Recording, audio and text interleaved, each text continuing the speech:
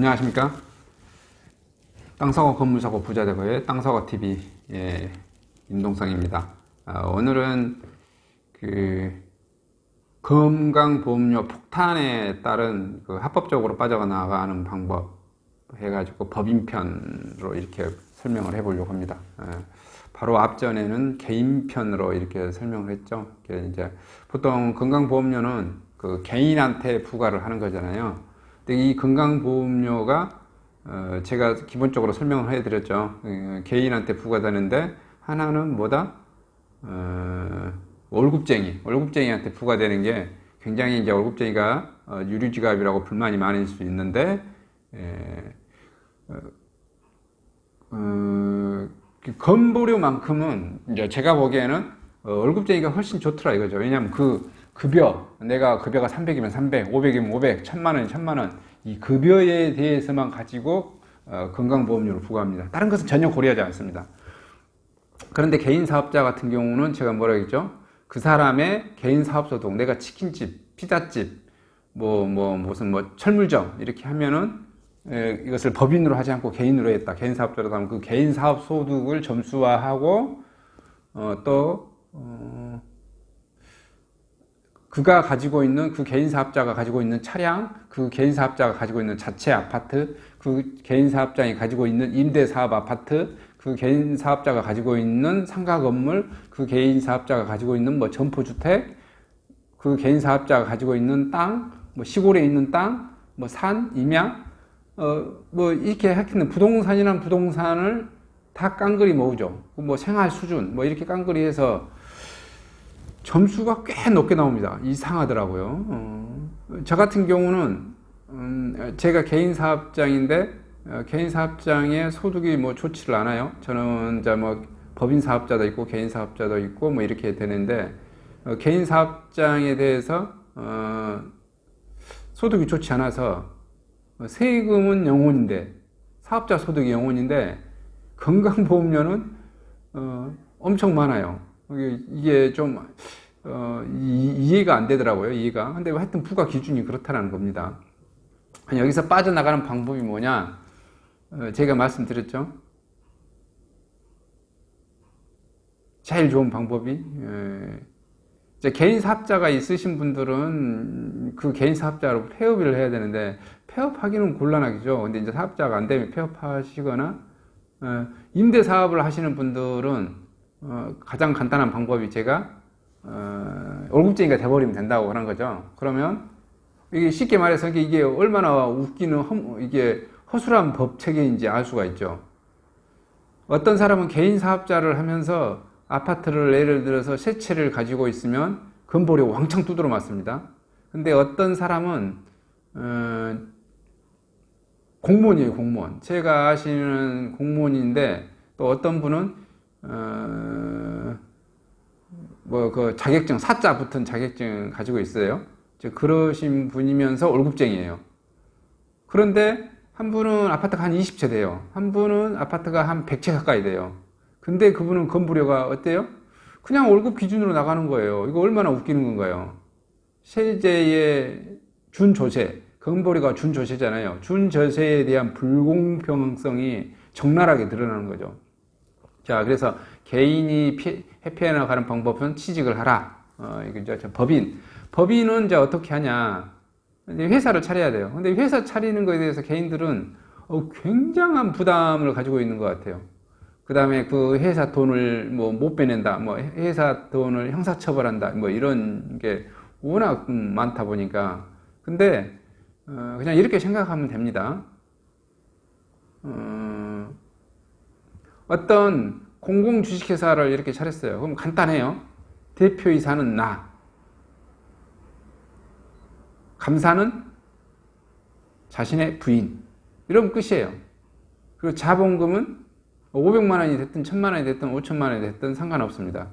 예전에는 5천만 원 상한선이 있었는데 지금은 그런 저항도 없어졌어요.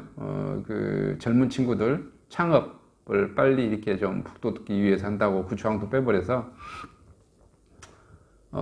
자, 그렇고 그 창업 자본금은 또 사실 넣었다 그 하루만 마치시면 되는 겁니다. 하루만. 통장에 하루 있고 잔고증명서 하고 사실 도로 빼가도 상관은 없어요. 어쨌든 회사는 그렇게 만드는 겁니다. 그 다음에 이 회사는 어떤 거죠? 어제 그 회사 명의로 아파트를 샀어요. 회사 명의로 토지를 샀어요. 회사 명의로 상가 건물을 샀어요. 그러면 예를 들어 내 개인 명의로 사면은 그 개인의 명의로 취득세가 나올 거지만 법인으로 샀으니까 법인 명의 취득세가 나옵니다. 똑같습니다. 자, 개인으로 샀으면 개인 명의 자산세가 나옵니다. 여기까지 또 똑같아요. 법인 명의로 샀어도 자산세가 나와요. 자, 법인 임대사업자, 주택임대사업자로 돌렸을 경우는 다르겠죠. 근데 주택임대사업자는 또 개인 명의로 사서 또 주택임대사업자로 돌릴 수 있어요. 여기는 쌤쌤이에요. 이게 굳이 제가 이제 그 주택임대사업자는 얘기를 꺼내지 않고 법인 명의로만 하는 거죠. 이를 설명을 드려봅니다. 그러면 이제 양도 처리를 할 때 바로 이 양도세에서 굉장한 이익이 발생됩니다. 개인은 양도세 처리를 하는데 그 차액, 양도 차익에 따라서 금액 비율이 양도 차익이 적으면 6%, 9%, 뭐 18%, 27% 이렇게 36% 이렇게 40몇 프로, 42% 이런 식으로 올라갑니다. 양도 차익이 크면 클수록 내가 아파트를 토지를 3억 주고 샀는데 예를 들어서 5억 주고 팔았다. 양도 차익이 2억이잖아요. 뭐 중개수수료 빼고 뭐 해도 하여튼 뭐 예를 들어서 뭐 이것저것 뭐 각종 경비 빼고 해도 예를 들어서 1억 9천이다. 그럼 어마어마한 양도 차익이에요. 세금 최고 세율 뭐 42% 이렇게 두드러 맞을 수 있어요. 그 다음에 무슨 토지 같으면 그 비사업용 해가지고 또 10% 또 부과하면 52% 두드러 맞을 수 있고요. 뭐 하여튼 그렇습니다. 그 다음에 뭐 단타로 했으면 아파트를 뭐 단타로 했으면 60% 두드러 맞을 수 있고요. 뭐 심야한 경우는 77%까지 개인 주민세까지 하면 77%까지 두드러 맞을 수 있어요. 그런데 법인으로 해버리면 어떻게 된다? 법인은 간단해요. 여러분들은 대체적으로 법인으로 하면 세율 구간은 두 군데예요. 딱 두 군데에 걸려요. 2억 이하는 순이익 2억 이하는 11%, 법인할 주민세까지 해서 11% 적용받고요. 2억 이상이 되면은 2억까지는 11% 됐고 2억 이상부터는 예를 들어서 여러분 양도 차익이 3억이 발생됐어. 그러면 2억까지는 어떻게 돼? 11%, 1,100만 원을 1,000만 원은 법인세, 100만 원은 법인할 주민세 이렇게 되겠죠. 그리고 예를 들어서 이제 2억에서 3억 구간 그 1억에 대해서 22%를 두드러 맞는 거예요. 20%, 그렇죠. 2천만 원 법인세, 200만 원 법인할 주민세 이런 식으로. 그러면 세금은 엄청 줄죠. 법인을 만드는 데서는 바로 이 세금 면에서 이렇게 좋은 혜택이 있습니다. 법인. 그리고 법인은 사실은 이제 그 1년을 보유하고 팔든 6개월을 보유하고 팔든 또는 10년을 보유하고 팔든 그냥 그 11%, 22% 이 구간밖에 없어요. 뭐 장기보유 특별공제 개념이라는 것 자체가 없어요. 자, 개인 같은 경우는 장기보유 특별공제를 받을 수가 있겠죠. 대신 무슨 좋은 점이 있어요?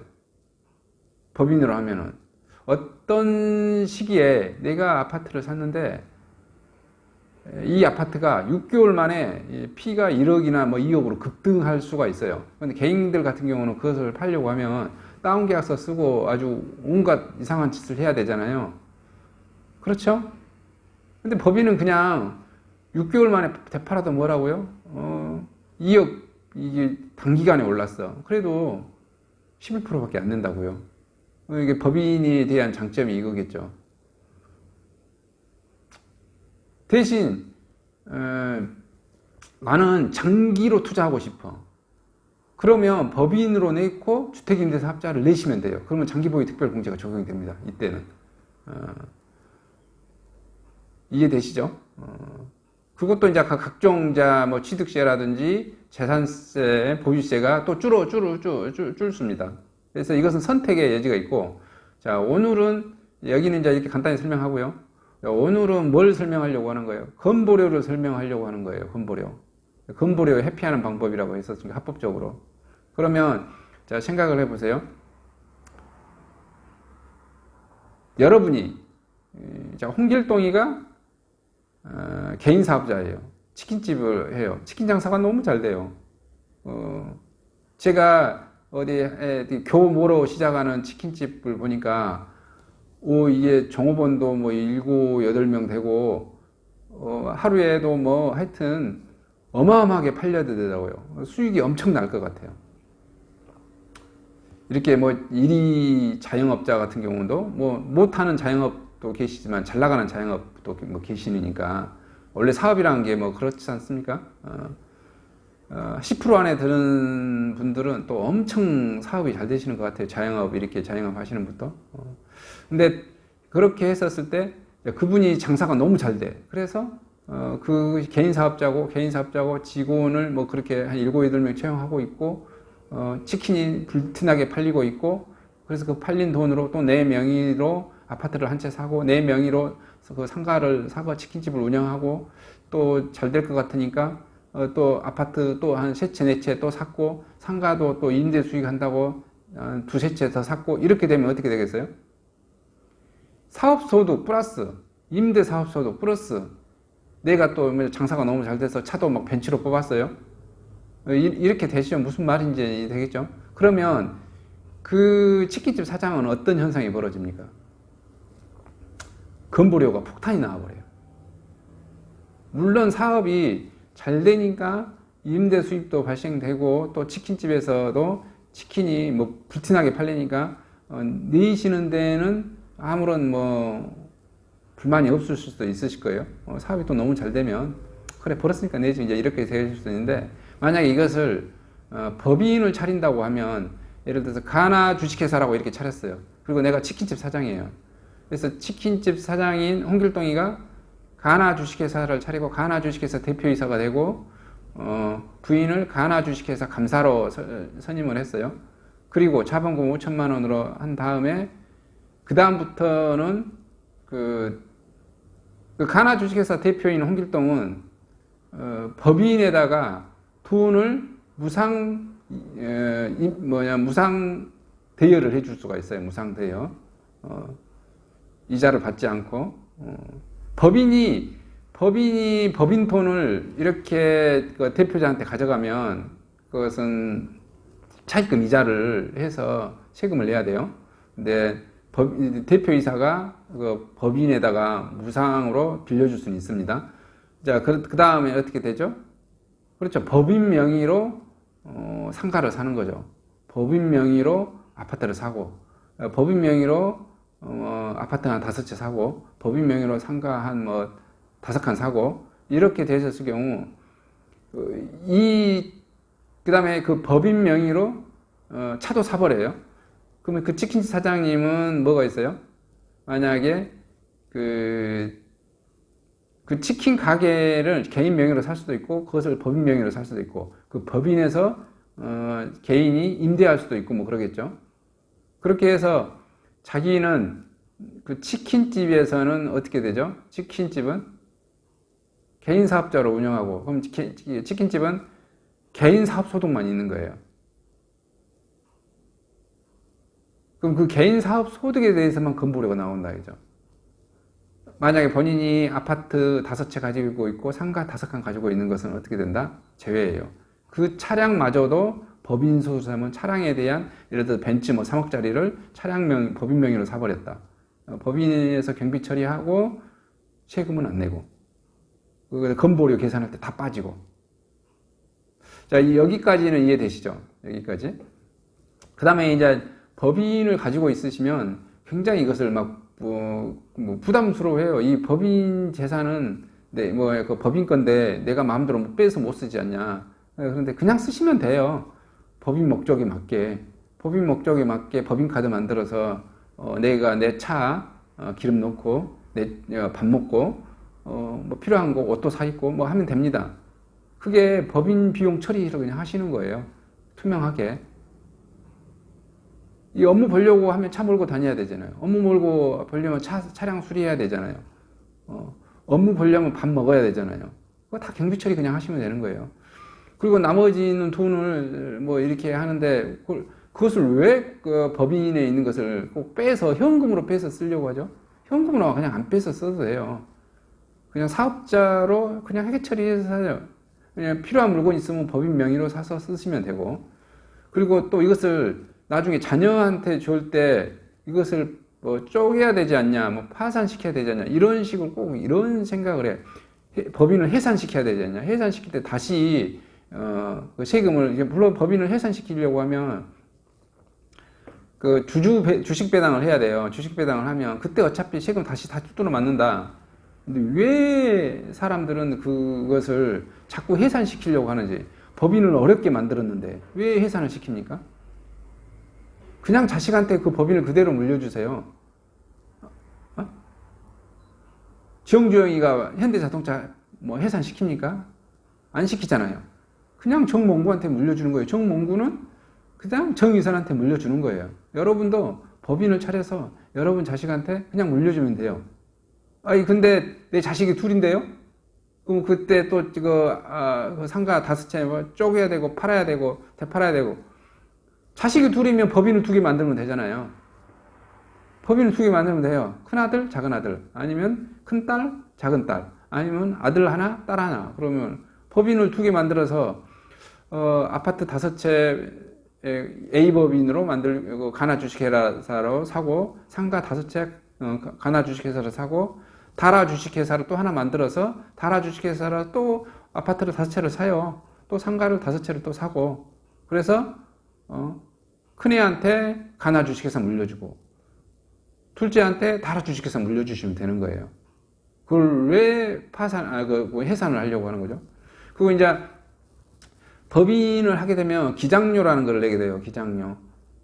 이게 기장료는 아마 제가 봤을 때 그 임대사업 하시는 주된 타겟으로 하시면, 저도 임대사업 부동산 컨설팅 하는 그 법인을 만들어 놨는데, 보통 기장료가 100만 원 정도 이렇게, 아니, 월에 10만 원, 보통 이렇게 기장료 10만 원 하시고요. 그 다음에 1년마다 법인세 조정을 해요. 법인세 조정을 할 때, 한 뭐 50에서 돈백 정도 들어갑니다. 이게 매출이 좋으면 좀 더 달라고 할 거고, 매출이 좀 적으면 뭐 적게 100만 원 이하로도 뭐 협의 가능하고 이렇게 되는 거니까요. 그러면 이제 쉽게 말해서 한 1년에 200 정도 생각하시면 돼요. 200. 이거 200이 아깝지 않습니다. 왜 그러냐면 세무사한테 계속해서 상담을 받을 수 있어요. 내가 기장료를 주니까. 그러니까 여러분이 만약에 아파트 서너 채만 가지고 있어도 건보료, 여러분 10만 원 내던 건보료 30만 원, 40만 원, 50만 원 나올 수 있어요. 그에 비해서 기장료는 10만 원밖에 내지 않습니다. 그리고 상담은 많이 받을 수 있습니다. 이해되신가요? 훨씬 저는 이익이라고 봅니다. 그 기장료를 아까워할 필요가 없다 이거죠. 아까워할 필요가 전혀 없습니다. 이상 법인 명의로 해서 건보료를 확실하게 빠져나가는 방법입니다. 이거는 이명박이도 하는 거예요. 이명박 아닌가요?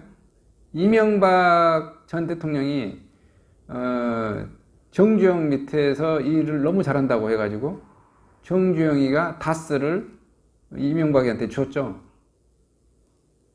그리고 이명박이는 정주영이가 새로운 당을 만들어서 대통령 후보 나올 때 와서 도와달라는데 안 도와줬어요. 이런 싸가지 없는 이명박. 그래서 정주영이가 자기 동생 정시영한테 그걸 뺏어오라, 다시 되돌아라, 이렇게 신의가 없는 놈 이렇게 했는데, 이미 소유권을 넘긴 것은 가져올 수 없습니다. 그래서 이미 나왔죠. 보통 지금 현재 계속 재판 중에 다스에서는 자기 게 아니라고 하는데 사실은 자기 거죠. 그것도. 그러니까 실질적으로는 주식회사는 주식 보유하는 자가, 주식을 의사결정권을 감안한 보유자가 실질적인 소유자가 돼버리는 거기 때문에, 그렇게 해서 그런 거 다 빠져나가는 거잖아요. 쉽게 봐봐서 우리가 부동산의 최고 강자 누구입니까? 부영주택이죠. 부영주택의 회장은 그 많은 30만 채가 넘는 아파트를 가지고 있잖아요. 근데 그 부영주택이란 명의로, 법인 명의로 아파트를 보유하기 때문에 그 30만 채에 대한 건보료는 한 푼도 안 내요. 이해되시죠? 만약에 이중근 회장이 그 30만 채에 대한 이것을 개인 사업자로 했다고 해가지고 건보료를 그분한테 30만 채에 대해서 점수화해가지고 부과해버리면 아마 파산 나가겠죠? 아마 그럴 것 같아요. 그래서 이게 법인이라고 하는 것은 크게 이렇게 규모를 크게 할 때 그런 효과가 확실하게 나옵니다. 아파트를 세 채, 네 채, 다섯 채 정도만 보유하려고 해도 이렇게 하시는 방법이 있고, 물론 이제 건보료 이제 빠져나가는 방법 중에 하나가 아까 그렇게 이제 임대사업자를 내시는 방법, 개인으로 해서, 아니면 이제 월급쟁이가 되는 방법, 월급쟁이 되는 방법, 법인 차려서 빠져나가는 방법, 이렇게 크게 두 가지가 있습니다. 조금은 이해되셨을까 싶습니다. 이상 영상을 마치도록 하겠습니다. 감사합니다.